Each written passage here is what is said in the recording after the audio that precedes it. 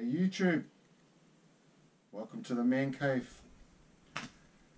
Just an update on some of my projects that I've got going on. If you look at my workbench, I've just got stuff everywhere, parts everywhere. Been fixing my cars, getting them going. Don't know whether I showed you this in the last video, but remember this had a broken chassis, so new chassis, put on the WL Toys 104009 and a metal strengthening bar. So try and brake now. So that's good. So I'm happy to have this running.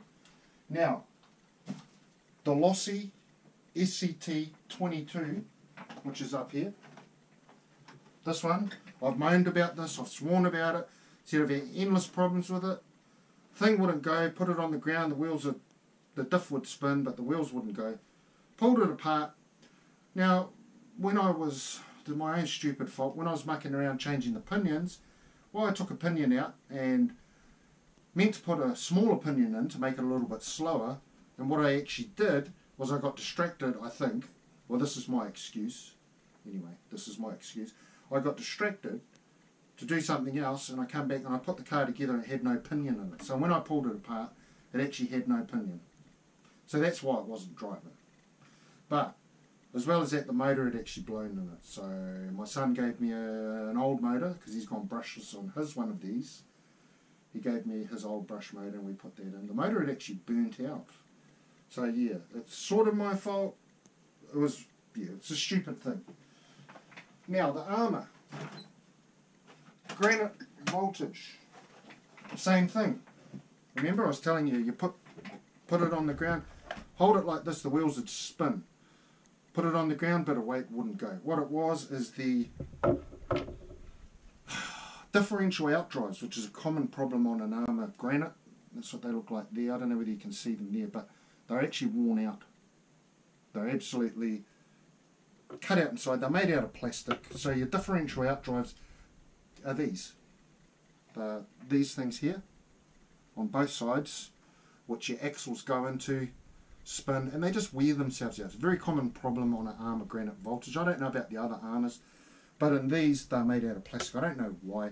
So you've got to get metal upgraded ones, and then you won't have this problem again, and you'll have the most reliable truck probably in your collection. But I can't find any metal ones at the moment, so I had to replace them with more plastic ones. So probably life expectancy on them might be only a couple of months if you're lucky.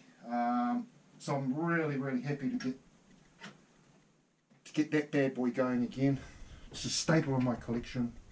Probably the most used truck that I have. Got some other projects here. I've got a metallic edition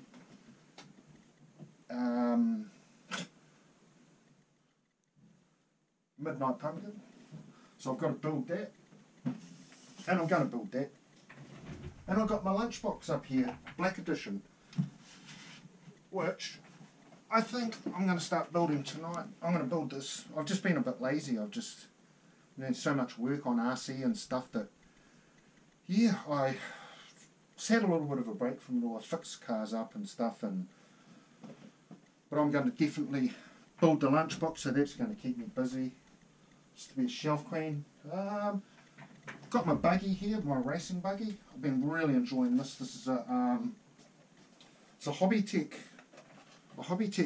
BXR S1. It's a brushless 1/10 scale race buggy. This thing is fast, man. It's a full-on race buggy. Really impressed with that. So that gives me the option of a bit of racing. So I've been using that a bit. I've been using the lossy short course truck again. Loving that vehicle. So I've got my crawlers and stuff too that I replaced. I blew a diff in that. So I replaced that, but it's the one I replaced it with. I got an all metal gearing for it, and it's a 1-speed. So it's really, really slow. Probably quite good for crawling. But it was quite zippy on the old diff, but it just wore out. It chewed out. It's the WPL. A lot of people rave about them. I don't think they're very good crawlers at all, to be honest. They look cool. I mean, you look at it, it looks pretty scale. It looks pretty cool. Toyota Hilux. and that, but they're just too light. They're full-time four-wheel drive and that, so they'll crawl a little bit, but as soon as you get on something a bit difficult, they'll just spin. They just haven't got the weight and the balance of the weight for them. But yeah, that's really all I've done. I've built all my other kits, so I've only got 2 kits at the moment that are unbuilt, so I'll get into them. I've certainly spent more than enough money on RC for a while. I won't be buying any more kits, not for a little while, but I'll tell you something.